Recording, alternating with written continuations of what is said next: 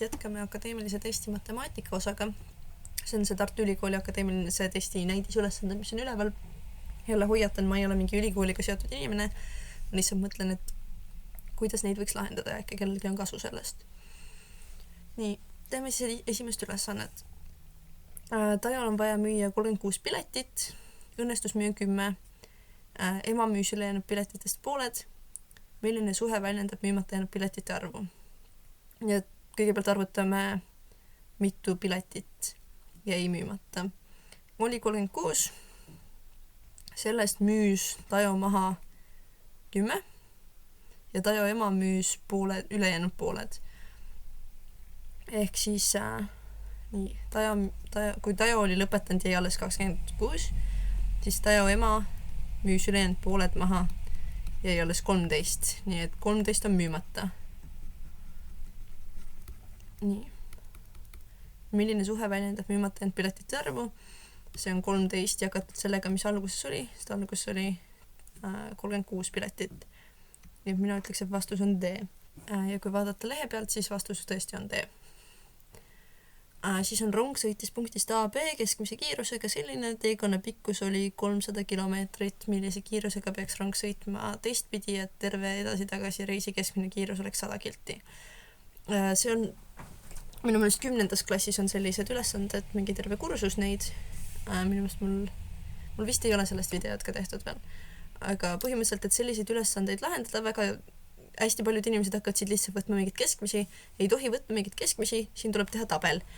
Nii et kõigepealt ütleme, et ta sõitis A-st B-ni. A-st B-ni ta sõitis, siis ta sõitab B-st A-ni ehk siis tagasi ja siis on see nagu kokku. Nii ja siin me peame panema nüüd kirja teepikkus, mis on 300 mis on kilomeetrites. Siin oli 300. Tagasi tee me teame, et peab olema sama pikk kui sinna tee ja kokku see tuleb siis ju 600.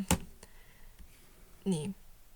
Võib-olla see kokku on natuke ekslik, see nagu ma mõtlen nagu keskmine või et terve selle reisi vältad siis. Nii, nüüd meil öeldakse kiirus. Kiirus kilomeetrit tunnis. Kõigepealt meil öeldakse, et on 80 ja siis nad tahavad, et see keskmine oleks 100. Ja seda B-st A-ni ehk tagasisõidu oma me ei tea, et seda me peamegi leidma. Ja siis meil öeldakse aeg. Tegelikult meil aega ei öeldagi, aga aja me saame ilmselt ise leida. See on tundides. Nii et selleks, et seda ülesannet lahendada, mina soovitaks seda, et leida ajad ja siis kuna me saame, see on liikumisülesanne, nii et me saame kasutada seda kõige tavalisemat valemit, see V võrdub S jagatud T-ga. Kui see ei ole meeles, siis see on T-pikkus on S, on ju, kiirus on V ja aeg on T. Siis saab alati tuletada sellest kiirusemast, sest kiirus on kilomeetrit tunnis ja see S on siis kilomeetrit ja T on tund, on ju, aeg. Et sellest saab selle alati tuletada. Nii et jah, kõigepealt leiaks aja. Leiaks kõigepealt selle A-st B-ni aja, ehk siis T, A, B. Et seda leida, meil on antud see kiirus ja meil on antud T-pikkus. Ja me peame selle valemi tegema nüüd selliseks, et me saaksime sealt aega. Neid ilmselt kõigile on õpetatud seda, et võib mõelda mingitele sellistele tehetele, et kuidas sa siit selle nagu, et kuidas sa 3 siit kätte saad. Et T on nagu justkui see 3 ja 3 on ju teatavasti 2 jagatud või 6 jagatud 2. Ehk siis, mis me peame siin tegema, selleks, et aega kätte saada, on S jagatud V-ga. Seest tuli jälle väga kole. Täna kohe üldse ei lähe need tähed mul. Niisiis, S on meil antud 300 ja siis V on antud 80. Siis me saame siit need ära taandada, need nullid. Nüüd meil on 30 jagatud 8-ga.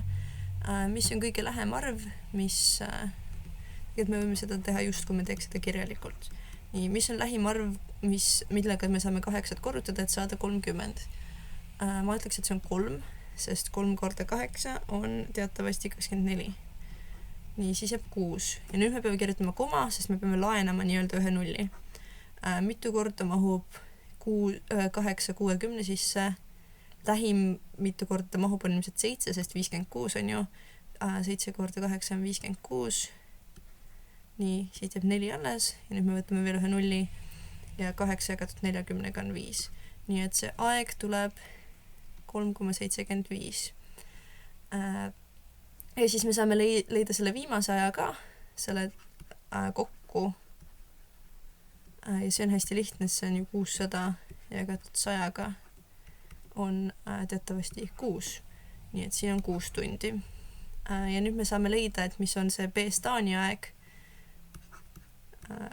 B-st A-ni, sellepärast, et see on sama, mis see kokkuaeg miinus siis A-st B-ni aeg. Ehk siis see on 6 miinus 3,75 on 2,25. Nii, 2,25. Ja nüüd me oleme põhimõtteliselt lõpus. Nüüd meil on vaja leida see X on ju siin, ehk siis see kiirus. Ja kiirus, ehk siis see X on kõige lihtsam see S jagatud T-ga. Ehk siis meil on 300 jagatud 2,25. Nüüd see on nagu ebamugav arv, see komadega, nii et mis me võime teha? Ma kirjutan siia kõrvale, siis meil on rohkem ruumi. On 300 jagatud 2,25 on see, et kui me tahame sellest teha mingi parema arvu, mida on parem jagada, siis me võime neid koma liigutada, kui me siia ka nulli juurde paneme. Nii et on 300, 0, 0 jagatud 2, 2 jagatud 2, 2, 5. Ta ei pea tegema, aga seda saab nii teha. Vaatame korraks, mis on vastused võimalikud ka, et siis me võib-olla ei arvuta liiga palju. Põhimõtteliselt kõik hakkavad kõik hakkavad erinema. Siin on hästi palju neid. Põhimõtteliselt, kui me leiame siit niimoodi, et see teine arv, mille me leiame, on juba piisavalt erinev, näiteks on 5 või 2, siis me saame kohe võtta vastuse. 2 ei saa. Kui on 5, siis me saame kohe võtta. Kui ei, siis me peame ühe koha veel arvutama. Nii, me peame nagu 2 või 3 kohta arvutama. Et me ei pea kõike arvutama. Nii, 225 mahub ühe korra 300 sisse. Siit tuleb 75 on ju. Nii, siis me peame ühe selle nulli võtma. Mitu korda ta siia mahub? Minust ta mahub 3 korda. Nii, 3 korda 5 on 5, 1. Jääb meelde, 2 korda 3 on 6, pluss 1 on 7. 3 korda 2 on siis 6. Lahutame siit. Saame siis siit saame, mis ta on? 15 miinus 7. Tähendab 14 miinus 7 on 7, nii et 775 või 75. Nii, meil on 1, 3 ja siis me peame tegelikult veel ühe koha arvutama, et leida seda, et kas ta on 37 või 33. Nii, ja kuna see on siin sama, siis siia saame jälle kirjutada 3, samamoodi 675 ja tegelikult nüüd me juba teame, et see vastus on C. Ja kui vaadata lehe pealt, siis see vastus tuli ka nii. Nüüd on see katkise kella ülesanne, et katkine kell seadistatakse õiget aega näitama kell 12, käib igas tunnis vaid 20 minutit, mitme tunni tagant näitab ta korraks siiski õiget aega. Ja ma arvan, et nagu kõige lollikindlam viis seda lahendada. Ilmselt siin saab mingit muud asjaga teha, mõne kindlasti saab, aga mina kirjutaks lihtsalt niimoodi, et meil on 12. Peale 12 on 1, 2, 3, 4, 5, 6, 7, 8, 9, 10 ja nii edasi.